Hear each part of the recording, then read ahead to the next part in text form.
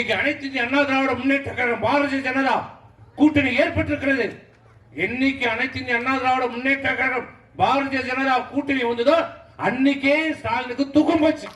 தூக்கம் இல்ல, தூக்கத்திலையும் புலம்புறான், நடந்து போனா புலம்புறாரு, சாப்பிட்டா புலம்புறான்.